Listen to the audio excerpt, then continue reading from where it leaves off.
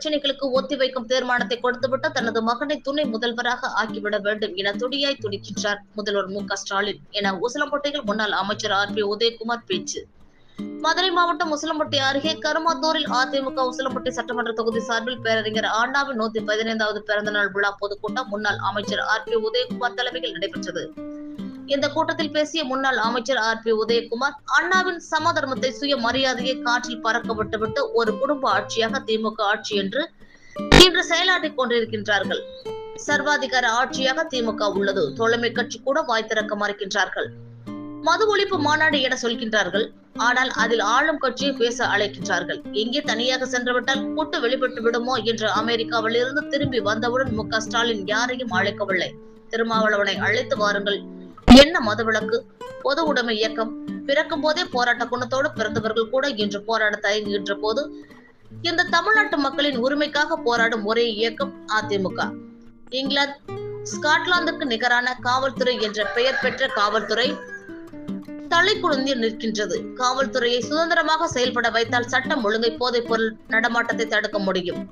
America வரை சென்று வரும் முதல்வருக்கு கள்ளக்குறிச்சியில் உயிரிழந்தவர்களை சந்திக்க செல்லவில்லை. அந்த மக்களை பார்த்து ஆறுதல் கூட சொல்ல வேண்டாமா? அதிமுக என்ற மக்கள் இயக்கம் இருக்கும் வரை கள்ளர் சீரமைப்பு பள்ளி என்ற உரிமையை எந்த கொம்பானாலும் தொட்டு கூட பார்க்க முடியாது என எடப்பாடி பழனிசாமி எச்சரிக்கை விடுத்துள்ளார். 1000 பிரச்சனைகள் இருந்தாலும் அதை ஒத்தி வைத்துவிட்டு நாட்டில் உள்ள பிரச்சனைகளுக்கு எல்லாம் ஒத்திவைக்கும் தீர்மானத்தை கொடுத்துவிட்டு தனது மகனை துணை முதல்வராக ஆக்கிவிட வேண்டும் என துடியாய் துடிக்கின்றார் முத்துவேல் கருணாநிதி ஸ்டாலின் என பேசினார்.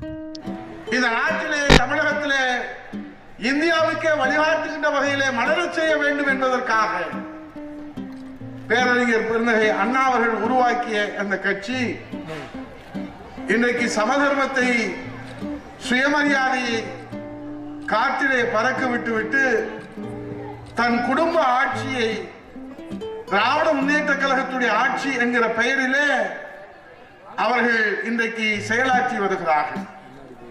இந்த ஆளுகிற கட்சியை, சர்வாதிகாரத்தை இன்றைக்கு தோழமை கட்சிகள் கூட வாய் திறக்க மறுக்கிறார்கள். மது ஒழிப்பு மாநாடு என்று சொல்லுகிறார்கள். ஆனால் அதில் ஆளுங்கட்சியை பேச அழைக்கிறார்கள்.